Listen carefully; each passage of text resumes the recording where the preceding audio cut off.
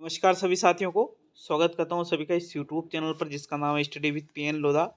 साथियों, आज हम शैक्षणिक रीति विज्ञान का पेपर नंबर 10 हल करने वाले हैं। देखिएगा, 35 वस्तुनिष्ठ प्रश्न आपको इस वीडियो में देखने को मिलने वाले हैं। ये जो पेपर है रीट मेंस एग्जाम 2023 जो रीट लेवल 1 के लिए और साथ ही रीट मेंस लेवल 2 के लिए भी बेहद ही उपयोगी रहेगा। साथियों, 35 प्रश्नों को हल करके जाना और प्रत्येक जो प्रश्न है आपके 1 नंबर का रहने वाला है। और अगर आप किसी प्रश्न को गलत करते हो तो 1/3 नंबर आपके कम किए जाएंगे। मित्रों, शुरू करेंगे आज के इस वीडियो को। पहला प्रश्न देख लेते हैं। प्रश्न नंबर 1 में क्या पूछा जा रहा है, देखिएगा। प्रश्न नंबर 1 को, किसी भी भाषा पर अधिकार प्राप्त करने के लिए सबसे महत्वपूर्ण है शब्दों का अर्थ जानना, उस वाक्य की भाषा संरचना करना, उस भाषा का अधिकाधिक प्रयोग करना और उस भाषा का व्याकरण जानना। तो देखिएगा, अगर हमें किसी भी भाषा पर अधिकार प्राप्त करना है तो उसके लिए इन चारों विकल्पों में से जो सबसे ज़्यादा इम्पोर्टेंट है उसका चयन आपको प्रश्न नंबर 1 में करना है। और मित्रों, पहले प्रश्न का आंसर देखें तो पहले प्रश्न में जो आपका सही उत्तर रहेगा वो आपके तीसरा विकल्प रहेगा, उस भाषा का अधिकाधिक प्रयोग करना। अगर आप किसी भी भाषा पर अधिकार प्राप्त करना चाहते हो तो उसके लिए आपको उस भाषा का अधिकाधिक प्रयोग करना होगा। ये सबसे ज़्यादा इम्पोर्टेंट है। हम किसी भी भाषा का जितना अधिक बोलचाल की भाषा में प्रयोग करेंगे उस भाषा पर हम उतना ही अधिकार प्राप्त कर सकते हैं। विकल्प नंबर 3 आपके पहले प्रश्न का सही उत्तर है। प्रश्न संख्या 2 की ओर बढ़ेंगे साथियों। दूसरा प्रश्न देखते हैं। प्रश्न नंबर 2 में क्या है, हर्बर्ट के 4 सोपानों में इस सोपान को 2 भागों में बांटा गया है, स्पष्टता, सहयोग, व्यवस्था और प्रयोग। तो देखो, हर्बर्ट ने हर्बर्ट मतलब जे.एफ. हर्बर्ट की यहाँ पर बात की जा रही है साथियों। और जे.एफ. हर्बर्ट ने 4 यहाँ पर सिद्धांत दिए थे और उन 4 सिद्धांतों के आधार पर 4 पदों के आधार पर यहाँ पर साथियों उनके शिष्यों ने 5 पदों का निर्माण किया था जिसको हर्बर्ट की पंचपदी कहा जाता है। तो उन 4 सोपानों में से जिस सोपान को 2 भागों में बांटा गया है वो कौन सा सोपान है, स्पष्टता का। कौन सा सोपान है साथियों, स्पष्टता का। स्पष्टता को 2 भागों में बांटा गया है। कौन कौन सा, एक तो आपके प्रस्तावना पड़ जाता है और एक आपके आता है प्रस्तुतिकरण। प्रस्तावना और प्रस्तुतिकरण को यहाँ पर हर्बर्ट के द्वारा साथियों, हर्बर्ट के जो शिष्य थे उनके द्वारा 2 भागों में बांटा गया है। किसको, स्पष्टता को। तो विकल्प 1 आपके दूसरे प्रश्न का सही आंसर रहेगा। प्रश्न नंबर 3 की ओर बढ़ेंगे मित्रों। तीसरा प्रश्न देख लेते हैं। प्रश्न नंबर 3 में क्या है आपके, आकलन करते समय पोर्टफोलियो बच्चों के बारे में यह बताता है कि उनकी प्रगति में माता पिता की भूमिका कितनी है, उनकी प्रगति में शिक्षकों की भूमिका कितनी है, वे क्या जानते हैं और क्रमशः उनकी प्रगति किस प्रकार हो रही है। तो साथियों, प्रश्न नंबर 3 का सही उत्तर बताइए। तीसरे प्रश्न में आपके कौन सा विकल्प सही रहेगा। देखो, तीसरे प्रश्न का आंसर देखें तो प्रश्न नंबर 3 में आपके जो सही आंसर रहेगा वो विकल्प नंबर 4 रहेगा। पोर्टफोलियो आकलन में हमें क्या बताता है कि जो बच्चे हैं उनकी प्रगति किस प्रकार से हो रही है, इसकी जानकारी हमें किससे मिलती है, पोर्टफोलियो से मिलती है साथियों। विकल्प नंबर 4 आपके तीसरे प्रश्न का सही उत्तर है। प्रश्न नंबर 4 की ओर बढ़ते हैं। तो चलिए चौथा प्रश्न देख लेते हैं। देखो, चौथा प्रश्न देखने से पहले आपको मैं अपडेट कर दूं, स्टडी विद पीएन लोधा जो एप्लीकेशन है इसमें 149 वाले कोर्स में आपको आज से साथियों पूरे 150 प्रश्नों के जो पेपर है, ठीक है, पूरे 150 प्रश्नों का पेपर प्रोवाइड करवाया जा रहा है। आज जो 150 प्रश्नों का पेपर है ये लेवल 1 के लिए है। कल जो 150 प्रश्नों का पेपर अपलोड किया जाएगा वो लेवल 2 वालों के लिए किया जाएगा, हिंदी वालों के लिए भी किया जाएगा और साथ ही एसएसटी वालों के लिए भी पूरे 150 प्रश्नों का पेपर अपलोड किया जाएगा साथियों। देखिए, प्रश्न नंबर 4 में क्या है, विद्यालय में विद्यार्थी के व्यवहार परिवर्तन की साक्ष्यों का संकलन कहलाता है, मूल्यांकन, अधिगम अनुभव, उद्देश्य और लक्ष्य। तो प्रश्न नंबर 4 में बताइए कौन सा विकल्प आपके चौथे प्रश्न का सही उत्तर है। आंसर देखिए साथियों प्रश्न नंबर 4 का। तो देखो, विद्यालय में विद्यार्थी का जो व्यवहार है इसमें क्या क्या परिवर्तन आए हैं, इसके लिए जो साक्षी है उसको उसका संकलन क्या कहलाता है, मूल्यांकन कहलाता है। क्या कहलाता है साथियों, मूल्यांकन कहलाता है। तो विकल्प नंबर 1 आपके प्रश्न नंबर 4 का सही आंसर है। प्रश्न नंबर 5 की ओर बढ़ते हैं। पांचवा प्रश्न क्या पूछा जा रहा है आपके प्रश्न नंबर 5 में, सहायक सामग्री का महत्व है। विषय वस्तु को सरल एवं रोचक बनाने में, कला प्रदर्शन में, गलतियां दूर करने में और सही मूल्यांकन में। तो इनमें से जो सहायक सामग्री का महत्व आपको लगता है उसका चयन प्रश्न नंबर 5 में करना है। और मित्रों, पांचवें प्रश्न का जो सही उत्तर है वो आपके विकल्प नंबर 1 सही रहेगा। विषय वस्तु को सरल एवं रोचक बनाने में सहायक सामग्री का बहुत ज्यादा महत्व होता है, क्योंकि अगर हम किसी भी तथ्य को या कोई भी आपके फैक्ट पढ़ता है तो साथियों, अगर हमको बच्चों को उस चीज को समझाना है तो हम सहायक सामग्री का प्रयोग करेंगे, तो वो चीज बच्चों को आसानी से सरल रूप में समझ में आएगी और साथ ही उस चीज को रुचिपूर्ण तरीके से पढ़ेंगे। तो विषय वस्तु को सरल और रोचक बनाने में सहायक सामग्री का बहुत ही ज्यादा महत्व होता है। विकल्प नंबर 1 आपके प्रश्न नंबर 5 में सही है। प्रश्न नंबर 6 की ओर बढ़ते हैं साथियों। देखो, छठे प्रश्न में क्या पूछा जा रहा है। अच्छा, मैं आपको बता दूं, स्टडी विद पीएन लोधा जो एप्लीकेशन है, इस पर 190 जो आपके टेस्ट अपलोड किए जा चुके हैं। अगर आप अब भी इस कोर्स को परचेस करते हो तो आपको एक दिन छोड़ के एक दिन, लेवल 1 हो या लेवल 2 हो, आपको पूरा 150 प्रश्नों का टेस्ट उपलब्ध करवाया जाएगा। और साथ ही एक यहाँ पर 190 जो टेस्ट पहले अपलोड किए जा चुके हैं वो टेस्ट भी आपको उपलब्ध हो जाएंगे साथियों, अगर अब भी आप इस कोर्स को ज्वाइन करते हो तो। और मैंने ऐप डाउनलोड का लिंक कमेंट बॉक्स में दे रखा है, वहां से आप ऐप को डाउनलोड कर सकते हो, या प्ले स्टोर पे जाकर भी आप study with PN Lodha search कीजिएगा। 8000 से ज्यादा लोगों ने ऐप को डाउनलोड कर रखा है, आप ऐप को डाउनलोड करके कोर्स को परचेस कर सकते हो साथियों। प्रश्न नंबर 6 में क्या है, चित्रात्मक सामग्री के प्रदर्शन में जो सहायक सामग्री प्रयुक्त की जाती है उसे क्या वो इनमें से कौन सी सामग्री है। शामपट्ट है, लपेट फलक है, बुलेटिन बोर्ड है और प्लेनर बोर्ड है। तो प्रश्न नंबर 6 का सही उत्तर बताइए। देखो, कोई भी चित्रात्मक सामग्री है, यदि हमें उसका प्रदर्शन करना है और उसमें सबसे ज्यादा जिस सहायक सामग्री का हम प्रयोग करते हैं वो कौन सी है साथियों, फ्लैनल बोर्ड, क्योंकि फ्लैनल बोर्ड का प्रयोग ही चित्रात्मक सामग्री को प्रदर्शित करने के लिए किया जाता है। तो विकल्प नंबर 4 आपके प्रश्न नंबर 6 का सही उत्तर है मित्रों। प्रश्न नंबर 7 की ओर बढ़ते हैं। प्रश्न नंबर 7 में क्या पूछा जा रहा है, छात्रों को मानचित्र बनाने में जो व्यवहारगत परिवर्तन होता है वह निम्न में से किस उद्देश्य से संबंधित है। ज्ञानोपयोग, कौशल, ज्ञानात्मक और अवबोध। तो प्रश्न नंबर 7 का सही उत्तर बताइए। देखिए, छात्रों को मानचित्र हम अगर पढ़ा रहे हैं, जैसे मान लीजिए ये राजस्थान का मैप है, ठीक है ना, इस राजस्थान के मैप में अगर हम बच्चों को बताएं कि भाई राजस्थान में 33 जिले हैं और 33 जिलों का यही स्थान है, कि जैसे आपके सबसे पूर्वी जिला कौन सा पड़ता है, पश्चिमी जिला कौन सा पड़ता है, उत्तरी जिला कौन सा पड़ता है, दक्षिणी जिला कौन सा पड़ता है, कहाँ कौन सा जिला पड़ता है।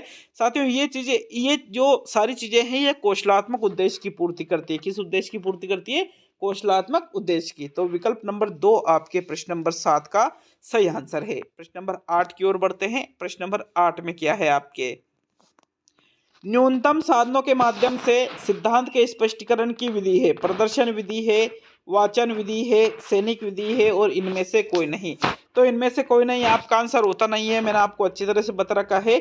अगर हमारे पास साधन न्यूनतम है, साधन अगर अपने पास न्यूनतम है और फिर भी हमें किसी सिद्धांत को स्पष्ट करना है, तो उसके लिए जो सबसे बेस्ट विधि रहेगी वो आपके प्रदर्शन विधि रहेगी। कौन सी विधि रहेगी, प्रदर्शन विधि। विकल्प नंबर 1 आपके प्रश्न नंबर 8 का सही आंसर है साथियों। प्रश्न नंबर 9 की ओर बढ़ेंगे। 9वें प्रश्न में क्या है, अव्याकृति विधि का अर्थ है व्याकरण के नियम की अलग से जानकारी देना, भाषा की जानकारी, भाषा के साथ ही व्याकरण की जानकारी और भाषा और व्याकरण की अलग अलग जानकारी। तो देखो, अव्याकृति विधि का जो सही अर्थ है उसका चयन आपको प्रश्न नंबर 9 में करना है। और 9वें प्रश्न का आंसर देखें तो अव्याकृति विधि का सही अर्थ क्या होता है, व्याकरण के नियम की। साथियों, अगर हम भाषा के साथ ही व्याकरण की जानकारी दे, किसकी, भाषा के साथ ही व्याकरण की जानकारी दे, तो उसी को अव्याकृति विधि के नाम से जाना जाता है। विकल्प नंबर 3 आपके 9वें प्रश्न का सही उत्तर है। प्रश्न संख्या 10 की ओर बढ़ते हैं। देखिएगा 10वें प्रश्न को, शिक्षक की देखरेख में शिक्षण की किस शिक्षक की देखरेख में शिक्षण किस विधि में कराया जाता है। कहानी विधि में, बर्मन विधि में, पर्यवेक्षित अध्ययन विधि में और प्रश्नोत्तर विधि में। तो देखो, प्रश्नोत्तर विधि में तो छात्र भी सक्रिय रहते हैं और कहानी विधि में सिर्फ सक्रिय कौन रहता है, शिक्षक रहता है। बर्मन विधि या पर्यवेक्षित अध्ययन विधि। तो साथियों शिक्षक की देखरेख में जिस विधि से शिक्षण कराया जाता है उस विधि का नाम क्या है? पर्यवेक्षित अध्ययन विधि। क्या है साथियों? उसका नाम पर्यवेक्षित अध्ययन विधि। इसमें साथियों शिक्षक तो देखरेख करता है, अवलोकन का कार्य करता है, और जो बच्चे होते हैं वो खुद ही कार्य करके सीखते हैं। तो आपके विकल्प नंबर जो 3 है प्रश्न नंबर 10 का सही उत्तर है। चलिए आगे बढ़ेंगे साथियों प्रश्न नंबर 11 की ओर। 11वां प्रश्न देख लेते हैं। प्रश्न नंबर 11 में क्या है? परियोजना विधि का आरंभ हुआ भारत में हुआ, अमेरिका में हुआ, चीन में हुआ या इंग्लैंड में हुआ? तो देखो परियोजना विधि की बात करें तो परियोजना विधि के जनक किसको कहा जाता है? किलपेट्रिक को कहा जाता है। किसको कहा जाता है साथियों? किलपेट्रिक को। और यहाँ पर बात की जा रही है परियोजना विधि के आरंभ की। तो परियोजना विधि का जो आरंभ है यह जो जहाँ जिस देश में हुआ था उस देश का नाम क्या है? अमेरिका में। बिल्कुल परियोजना विधि का आरंभ अमेरिका में हुआ था। छात्र केंद्रित विधि है। छात्र परियोजना विधि में करके सीखता है साथियों। कैसे? लर्निंग बाय डूइंग के माध्यम से। तो विकल्प नंबर 2 आपके प्रश्न नंबर 11 का सही आंसर है। प्रश्न नंबर 12 की ओर बढ़ते हैं। 12वें प्रश्न में क्या है? भाषा शिक्षण की सूत्र विधि का मूलतः स्रोत माना जाता है संस्कृत, फ्रेंच, जर्मन और रूसी। तो भाषा शिक्षण की जो सूत्र विधि है इसका मूलतः स्रोत किसको माना जाता है? भाई 12वें प्रश्न का आंसर देखें तो प्रश्न नंबर 12 में जो सही उत्तर है वो आपके प्रथम विकल्प सही रहेगा साथियों। भाषा शिक्षण की जो सूत्र विधि है, भाषा शिक्षण की कौन सी विधि? सूत्र विधि। इसका मूलतः स्रोत संस्कृत को माना जाता है। मतलब ये जो भाषा शिक्षण की सूत्र विधि है ये मूल रूप से कौन सी भाषा की विधि मानी जाती है साथियों? संस्कृत भाषा की विधि ये मानी जाती है। संस्कृत भाषा से ही इसका आगमन अन्य भाषाओं में हुआ है। तो विकल्प नंबर 1 आपके 12वें प्रश्न का सही आंसर है। प्रश्न नंबर 13 की ओर बढ़ेंगे मित्रों। 13वां प्रश्न क्या पूछा जा रहा है आपसे? प्रश्न नंबर 13 में वाचिक अभिनय द्वारा शिक्षण का अभिप्राय है। अध्यापक द्वारा नाटक का वाचन करना, एक छात्र द्वारा नाटक का वाचन करना, कई विद्यार्थियों द्वारा विभिन्न पात्रों के संवाद बोलना और अध्यापक द्वारा नाटक का अभिनय करना। तो देखो वाचिक अभिनय, वाचिक का मतलब किससे लिया जाता है? वाचिक का मतलब बोलने से लिया जाता है। तो बोल करके अभिनय करना, बोल करके अभिनय करना मतलब वाचक जो वाचिक अभिनय विधि है इसमें क्या किया जाता है? एक नहीं बल्कि अनेक विद्यार्थियों द्वारा जो विभिन्न पात्र होते हैं साथियों नाटक के उनके संवाद बोल करके अभिनय किया जाता है। कौन से शिक्षण विधि में? वाचिक अभिनय विधि में। तो विकल्प नंबर आपका 3 है 13वें प्रश्न का सही उत्तर है। प्रश्न नंबर 14 की ओर बढ़ते हैं। प्रश्न नंबर 14 में क्या है देख लेते हैं मित्रों। 14वां प्रश्न है वह विधि जिसका प्रयोग चारों भाषाई कौशलों के विकास हेतु किया जाता है उस विधि को किस नाम से जाना जाएगा? दूरस्थ विधि के नाम से, द्विभाषी विधि के नाम से, अनुकरण विधि के नाम से और सूत्र विधि के नाम से। तो जिस विधि का प्रयोग चारों भाषाई कौशल कौन से होते हैं? सुनना, बोलना, पढ़ना, लिखना, इन चारों भाषाई कौशलों के विकास के लिए जिस शिक्षण विधि का प्रयोग किया जाता है वो इनमें से कौन सी शिक्षण विधि है साथियों? अनुकरण विधि है। कौन सी शिक्षण विधि है? अनुकरण शिक्षण विधि है। तो विकल्प नंबर 3 आपके 14वें प्रश्न का सही उत्तर है। प्रश्न संख्या 15 की ओर बढ़ेंगे साथियों। 15वें प्रश्न में क्या पूछा जा रहा है? शिक्षा के क्षेत्र में, शिक्षा के क्षेत्रों में नहीं, शिक्षा के क्षेत्र में नवागंतुक है, फेल्ट बोर्ड है, रेडियो है, तुरई है और इनमें से कोई नहीं। तो वापिस हम इनमें से कोई नहीं को हटा देते हैं क्योंकि ये आपका आंसर होता नहीं है। तो शिक्षा के क्षेत्र में नवागंतुक जो है तुरई एक श्रव्य सामग्री है, ये नवागंतुक नहीं है। रेडियो भी नवागंतुक नहीं है दिए गए विकल्पों में से। जो फेल्ट बोर्ड है, कौन सा बोर्ड साथियों?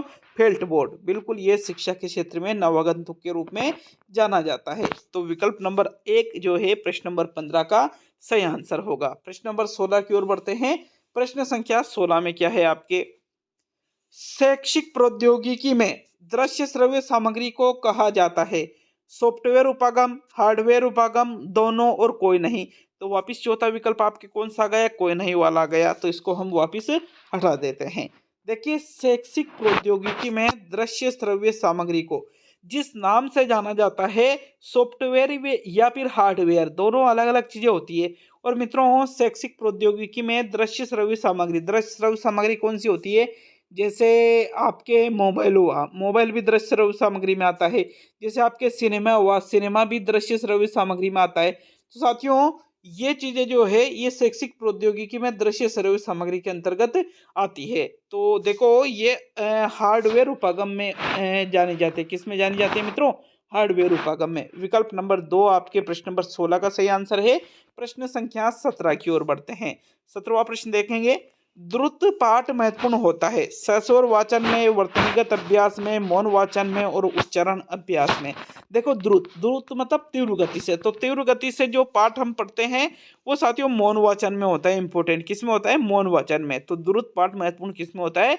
मौन वाचन में। तीसरा विकल्प आपके प्रश्न नंबर 17 का सही उत्तर है। चलिए आगे बढ़ेंगे साथियों प्रश्न नंबर 18 की ओर। साथियों प्रश्न नंबर 18 को देखेंगे। प्रश्न नंबर 18 में क्या पूछा जा रहा है आपके? देखिएगा 18वें प्रश्न को, भाषा अर्जन क्षमता किसके साथ संबंधित है?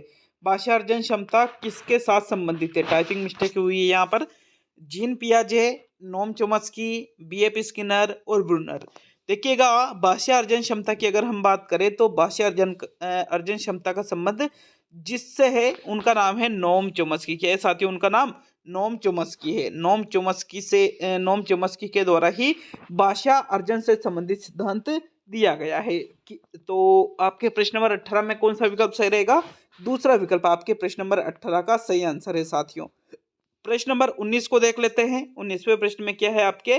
भाषा अर्जित करने की स्थिति में बच्चे भाषिक नियमों को स्वाभाविक रूप से ग्रहण नहीं करते, कभी कोई त्रुटि नहीं करते, अधिकतर त्रुटियां ही करते हैं और भाषिक नियमों को स्वाभाविक रूप से ग्रहण करते हैं। तो देखो अगर कोई भी बालक है भाषा को अर्जन कर रहा है साथियों, ऐसी स्थिति में हम ये नहीं कह सकते कि कभी कोई त्रुटि नहीं करते, ये गलत है। अधिकतर त्रुटियां ही करते हैं, ये भी गलत है। देखो भाषिक नियमों को स्वाभाविक रूप से ग्रहण नहीं करते, ये भी गलत हो गए आपके। तो आपका प्रश्न नंबर 19 में जो सही आंसर है वो आपके विकल्प नंबर 4 सही रहेगा साथियों। भाषा अर्जित करने की स्थिति में जो बच्चे होते हैं ये भाषिक नियमों को स्वाभाविक रूप से ग्रहण करते हैं। विकल्प नंबर 4 आपके 19वें प्रश्न का सही आंसर है साथियों। प्रश्न संख्या 20 की ओर बढ़ेंगे। देखिएगा 20वें प्रश्न को। प्रश्न नंबर 20 में क्या है? भ्रमण द्वारा शिक्षण का अर्थ है वस्तु स्थिति का प्रत्यक्ष अनुभव कराना, विद्यालय की कक्षा के शिक्षण कराना, अप्रत्यक्ष रूप से अनुभव प्राप्त करना और छात्रों का मनोरंजन करना। तो भ्रमण द्वारा शिक्षण का अर्थ मनोरंजन करना तो कदापि नहीं लिया जाता है। विद्यालय में कक्षा का शिक्षण कराना ये भी गलत है, क्योंकि भ्रमण तो बाहर कहीं बालक करता है साथियों। तो इसका तीसरा या पहला कौन सा विकल्प 20वें प्रश्न में सही है? मित्रों 20वें प्रश्न का आंसर देखें तो आपके विकल्प नंबर 1 सही है। वस्तु स्थिति का प्रत्यक्ष अनुभव कराना ही भ्रमण द्वारा शिक्षण का सही अर्थ होता है। मतलब भ्रमण में क्या होता है साथियों? बालक प्रत्यक्ष अनुभव प्राप्त करता है भ्रमण में। तो इसी वजह से आपके पहला जो विकल्प है प्रश्न नंबर 20 का सही आंसर है। 21वें प्रश्न की ओर बढ़ेंगे मित्रों। प्रश्न नंबर 21 में क्या आपके? निम्न में से अध्यापन कौशल से संबंधित नहीं है? पाठ्य स्थापना कौशल, लेखन कौशल, प्रश्न कौशल और श्यामपट्ट कौशल। तो इनमें से जो अध्यापन कौशल से संबंधित नहीं है उसका चयन आपको प्रश्न संख्या 21 में करना है। 21वें प्रश्न का सही उत्तर बताइए। देखिए पाठ्य स्थापना कौशल को प्रस्तावना कौशल भी कहा जाता है, ये भी अध्यापन कौशल से संबंधित है। श्यामपट्ट कौशल भी अध्यापन कौशल से संबंधित है। दूसरा या चौथा विकल्प प्रश्न नंबर 21 का सही उत्तर बताइए साथियों। देखिए प्रश्न कौशल को भी अध्यापन कौशल में सम्मिलित किया जाता है। मतलब लेखन कौशल जो है यह अध्यापन कौशल से संबंधित नहीं है, बल्कि ये तो भाषा के जो कौशल होते हैं उससे संबंधित है लेखन कौशल। तो दूसरा विकल्प आपके प्रश्न नंबर 21 का सही आंसर है। 22 की ओर बढ़ेंगे साथियों। 22 में क्या पूछा जा रहा है देख लेते हैं प्रश्न नंबर 22 को। फ्रोबेल ने शिक्षण विधि दी है प्रश्नोत्तर विधि, खेल विधि, अवलोकन विधि और नाटकीकरण विधि। तो इनमें से जो विधि फ्रोबेल के द्वारा दी गई है उस विधि का चयन आपको 22वें प्रश्न में करना है। और मित्रों प्रश्न नंबर 22 में जो सही उत्तर है वो आपके विकल्प नंबर 2 रहेगा। जो फ्रोबेल के द्वारा विधि दी गई है जिसका नाम क्या है? किंडरगार्टन विधि। क्या नाम है साथियों? किंडरगार्टन विधि। किंडरगार्टन विधि किसने दी है? फ्रोबेल ने दी है।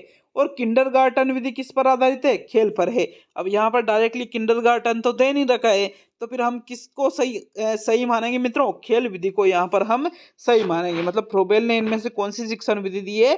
खेल विधि इन्होंने दी है। तो सेकंड विकल्प आपके 22वें प्रश्न का सही आंसर है। 23वें प्रश्न की ओर बढ़ेंगे साथियों। अच्छा लगे वीडियो को लाइक शेयर करिएगा। और अगर अभी तक भी ऐप को डाउनलोड नहीं कर रखा है तो ऐप को डाउनलोड जरूर करिएगा साथियों। 23 में क्या है, लेखन से संबंधित नहीं है। बैठने का उचित ढंग, शुद्ध उच्चारण, लेखनी पकड़ने का ढंग और आंखों से कागज की दूरी। तो इनमें से जो लेखन से संबंधित नहीं है उसका चयन आपको 23वें प्रश्न में करना है। देखो, अगर हम बात करें तो लेखनी पकड़ने का ढंग भी लेखन से संबंधित है, आंखों से कागज की दूरी भी लेखन से संबंधित है। अब पहला या दूसरा विकल्प, तो भाई ये जो शुद्ध उच्चारण है ये लेखन से संबंधित नहीं है, बल्कि शुद्ध उच्चारण का संबंध वाचन से होता है। किससे होता है साथियों? वाचन से होता है। तो विकल्प नंबर 2 आपके 23 का सही आंसर है साथियों। 24 की तरफ बढ़ते हैं। 24वें प्रश्न में क्या है, 23 में कौन सा आंसर सही रहेगा आपके? दूसरा जो विकल्प है ये आपका सही आंसर रहेगा साथियों।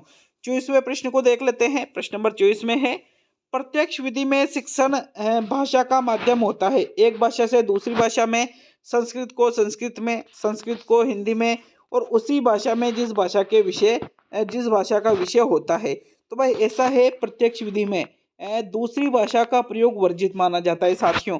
अतः प्रत्यक्ष विधि में शिक्षण भाषा का माध्यम किससे होता है? जिस भाषा को हम पढ़ा रहे हैं उसी भाषा में शिक्षण होना चाहिए। तो विकल्प नंबर 4 आपके 24 का सही उत्तर है मित्रों। 25 की तरफ बढ़ते हैं। 25वें प्रश्न में क्या है देख लेते हैं आपके। अव्याकृति विधि का अर्थ है व्याकरण के नियम की अलग से जानकारी देना, भाषा की जानकारी देना, भाषा के साथ ही व्याकरण की जानकारी देना, और भाषा और व्याकरण की अलग अलग से जानकारी देना। तो इस प्रश्न को मैंने इसी टेस्ट में पहले भी कराया था। इसी टेस्ट में मैंने आपको बताया था पहले भी, मतलब ये प्रश्न रिपीट हुआ है मित्रों। और जो अव्याकृति विधि होती है इसका सही अर्थ किससे लिया जाता है? भाषा के साथ ही व्याकरण की जानकारी देना ही क्या कहलाता है? अव्याकृति विधि कहलाता है। तो विकल्प नंबर 3 आपके 25वें प्रश्न का सही उत्तर है। 26 की ओर बढ़ेंगे साथियों। 26 में क्या है, प्रयोजना विधि में मुख्यतः बल दिया जाता है करके सीखने पर, सुनकर कार्य करने पर, समाधान करने पर और देखकर कार्य करने पर। तो जो प्रयोजना विधि होती है इसमें मुख्य रूप से किस पर बल दिया जाता है? देखो, प्रयोजना विधि मैंने आपको बता रखा है, किलपेट्रिक के द्वारा इस विधि का निर्माण किया गया था। और प्रयोजना विधि में मुख्य रूप से करके सीखने पर, लर्निंग बाय डूइंग, मैंने आपको बता रखा है साथियों, लर्निंग बाय डूइंग या करके सीखने पर इसमें बल दिया जाता है। प्रथम विकल्प आपके 26 का सही आंसर है साथियों। 27 की ओर बढ़ते हैं। 27 में क्या है आपके, राज्य सरकार द्वारा स्माइल कार्यक्रम की शुरुआत रिक्त स्थान की गई, अध्यापकों हेतु की गई, छात्रों हेतु की गई, अभिभावकों हेतु की गई और प्रधानाध्यापकों के हेतु की गई। तो देखो, जो राज्य सरकार के द्वारा स्माइल कार्यक्रम है, 3 प्रोग्राम, मतलब 3 प्रोग्राम क्या 3 चरण इसके चलाए गए। एक तो स्माइल चलाया गया, फिर स्माइल 2.0 चलाया गया, फिर स्माइल 3.0 चलाया गया। और साथियों इसकी शुरुआत कोरोना काल में की गई थी। और ये किन के लिए की गई थी? छात्रों के लिए की गई थी भाई, जो बच्चे होते हैं उनके लिए इस कार्यक्रम की शुरुआत की गई थी। तो विकल्प नंबर 2 आपके 27 का सही उत्तर है साथियों। 28 की ओर बढ़ेंगे। 28वें प्रश्न में क्या है देख लेते हैं। पर्यवेक्षित अध्ययन विधि के जन्मदाता है। पर्यवेक्षित अध्ययन विधि के जन्मदाता इनमें से कौन है? डेजी जॉन मॉरविल, किलपेट्रिक, जॉन ड्यूवी और अरस्तु। तो इनमें से जो पर्यवेक्षित अध्ययन विधि है इसके जन्मदाता के बारे में 28वें प्रश्न में पूछा गया है मित्रों। 28वें प्रश्न का आंसर देखें तो आपके प्रश्न नंबर 28 में कौन सा विकल्प सही रहेगा? पर्यवेक्षित अध्ययन विधि के जन्मदाता इनमें से कौन है? तो डेजी जॉन मॉरविल जो है यही पर्यवेक्षित अध्ययन विधि के जन्मदाता है। मतलब पर्यवेक्षित अध्ययन विधि का निर्माण इनमें से किसके द्वारा किया गया? डेजी जॉन मॉरविल के द्वारा किया गया। विकल्प नंबर आपका 28 में सही उत्तर है साथियों। 29 की ओर बढ़ेंगे। 29वें प्रश्न में क्या है आपके, पाठ्य पुस्तक क्या है? शिक्षण में साध्य है, शिक्षण का साधन है, मार्गदर्शक है और इनमें से सभी। तो भाई अच्छी तरह से विकल्प को देखिएगा साथियों। 29वें प्रश्न का आंसर देख लेते हैं। प्रश्न नंबर 29 में कौन सा विकल्प आपका सही रहेगा? तो चलिए आंसर देख लेते हैं 29वें प्रश्न का। पाठ्य पुस्तक को शिक्षण में साध्य नहीं माना जाता है, सभी को भी आप हटा सकते हो। फिर पहला विकल्प हट गया तो आपके मार्गदर्शक या शिक्षण का साधन है। तो पाठ्य पुस्तक इनमें से क्या है भाई? शिक्षण का साधन है। तो विकल्प नंबर 2 आपके 29वें प्रश्न का सही उत्तर है। चलिए आगे बढ़ेंगे मित्रों प्रश्न नंबर 30 की ओर। 30वां प्रश्न देख लेते हैं। प्रश्न नंबर 30 में क्या पूछा जा रहा है? विषय वस्तु को सरल, रोचक एवं बोधगम्य बनाने के लिए जिसका प्रयोग किया जाता है वह है। पाठ्य पुस्तक है, अधिगम परिस्थिति है, सहायक सामग्री है और पाठ्यक्रम है। तो हमें विषय वस्तु को सरल बनाना है, विषय वस्तु को रोचक बनाना है, बोधगम्य बनाना है, इसके लिए जिसका प्रयोग किया जाता है वो क्या होती है? सहायक सामग्री। सहायक सामग्री के माध्यम से ही हम विषय वस्तु को सरल, रोचक एवं बोधगम्य बना सकते हैं। विकल्प नंबर 3 आपके प्रश्न नंबर 30 का सही आंसर है साथियों। चलिए आगे बढ़ेंगे प्रश्न नंबर 31 की ओर। तो चलिए देखते हैं प्रश्न नंबर 31 को। 31वां प्रश्न है साथियों आपके, अवबोध उद्देश्यों में मानसिक प्रक्रिया होती है अभिज्ञान की, विवेक की, परिकल्पना प्रतिपादित करने की और संश्लेषण की। तो देखो आपके अलग अलग उद्देश्य होते हैं, जैसे ज्ञानात्मक उद्देश्य हुआ, आपके अवबोधात्मक उद्देश्य हुआ, आपके कौशलात्मक उद्देश्य हुआ इत्यादि, अभिरुच्यात्मक, अभिवृत्त्यात्मक। साथियों ये जो उद्देश्य होते हैं इसमें एक उद्देश्य कौन सा आता है? अवबोधात्मक उद्देश्य। और अवबोध उद्देश्यों में मानसिक प्रक्रिया जो होती है वो विभेद करने की होती है। कौन सी होती है साथियों? विभेद करने की। विभेद करने का मतलब किसे लिया जाता है? जैसे आप किसी चीज में अंतर करते हो, तुलना करते हो, वर्गीकरण करते हो, तो ये सारी चीजें अवबोधात्मक उद्देश्यों के अंतर्गत सम्मिलित होती है। अतः अवबोध उद्देश्यों में मानसिक प्रक्रिया कौन सी होती है साथियों? विभेद की होती है। विकल्प नंबर जो 2 है आपके 31वें प्रश्न का बिल्कुल सही आंसर है साथियों। प्रश्न नंबर 32 की ओर बढ़ेंगे मित्रों। 32वें प्रश्न में क्या पूछा जा रहा है देख लेते हैं प्रश्न नंबर 32 को। अध्यापक का सहमति से सिर हिलाना किस पुनर्बलन के अंतर्गत आता है? सकारात्मक शाब्दिक पुनर्बलन के अंतर्गत आता है, सकारात्मक अशाब्दिक पुनर्बलन के अंतर्गत आता है, नकारात्मक शाब्दिक पुनर्बलन के अंतर्गत आता है और नकारात्मक अशाब्दिक पुनर्बलन के अंतर्गत आता है। तो प्रश्न नंबर 32 का उत्तर बताइए। 32वें प्रश्न में इनमें से कौन सा विकल्प आपका सही उत्तर रहेगा? देखो अगर मान लीजिए कोई भी प्रश्न अध्यापक के द्वारा बच्चों से पूछा गया है और बच्चों ने सही उत्तर बताए हैं, तो अध्यापक उसका अगर मतलब उसका रेस्पॉन्स दे रहे हैं कैसे? सिर हिलाकर, सहमति से सिर हिलाकर। तो साथियों इसको हम नकारात्मक तो कह नहीं सकते, तो तीसरा और चौथा विकल्प तो आप यहाँ से हटा सकते हो। अब बिना बोले सिर्फ सिर हिलाकर के उस चीज को प्रदर्शित किया जा रहा है, तो उसको हम शाब्दिक नहीं कहेंगे बल्कि सकारात्मक अशाब्दिक पुनर्बल कहेंगे। क्या कहेंगे उसको? सकारात्मक अशाब्दिक पुनर्बलन उसको हम कहेंगे। विकल्प नंबर 2 आपके 32वें प्रश्न का सही उत्तर है। प्रश्न नंबर 33 की ओर बढ़ेंगे साथियों। 33 में क्या पूछा जा रहा है देख लेते हैं। देखिएगा 33वें प्रश्न को, रचनात्मक मूल्यांकन के लिए कौन सा तरीका सही नहीं है? कार्य देना, मौखिक प्रश्न, सत्र परीक्षा और प्रश्नोत्तरी और खेल। देखो रचनात्मक मूल्यांकन की बात करें तो रचनात्मक मूल्यांकन एक निरंतर चलने वाला मूल्यांकन है और इसमें हम कार्य भी देते हैं, मौखिक प्रश्न भी करते हैं और प्रश्नोत्तरी और जो खेल है ये भी आपके रचनात्मक मूल्यांकन में ही आ जाता है। लेकिन साथियों जो सत्र परीक्षा है, सत्र परीक्षा रचनात्मक में नहीं बल्कि सत्र परीक्षा जो है ये योगात्मक मूल्यांकन में आती है। किस में आती है? योगात्मक मूल्यांकन में आती है। अतः विकल्प नंबर जो आपके 3 है प्रश्न संख्या 33 का बिल्कुल सही आंसर है साथियों। अब सेकंड लास्ट मतलब 34वें प्रश्न की ओर बढ़ते हैं। आपके प्रश्न नंबर 34 में क्या है साथियों? तो चलिए 34वां प्रश्न देख लेते हैं। शिक्षण प्रक्रिया में निम्न में से किसका भली प्रकार ध्यान रखना चाहिए?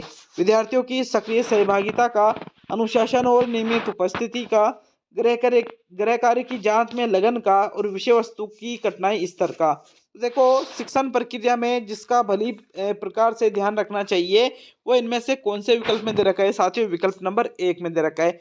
विद्यार्थियों की सक्रिय सहभागिता की, जो विद्यार्थी है वो शिक्षण प्रक्रिया में सक्रिय रूप से सहभागिता निभा करके और चीजों को सीखे, इसका हमें भली प्रकार से ध्यान देना चाहिए। तो विकल्प 1 आपके 34वें प्रश्न का सही उत्तर है। प्रश्न नंबर 35 की ओर बढ़ते हैं साथियों, जो कि आज का अंतिम प्रश्न है। अच्छा लगे वीडियो लाइक शेयर करिएगा, कमेंट बॉक्स में कमेंट करके जाइएगा। 35 प्रश्नों में से 1/3 माइनस मार्किंग के बावजूद आपने 35 प्रश्नों में से कितने प्रश्नों को सही किया है साथियों? तो चलिए अंतिम और 35वां प्रश्न देख लेते हैं।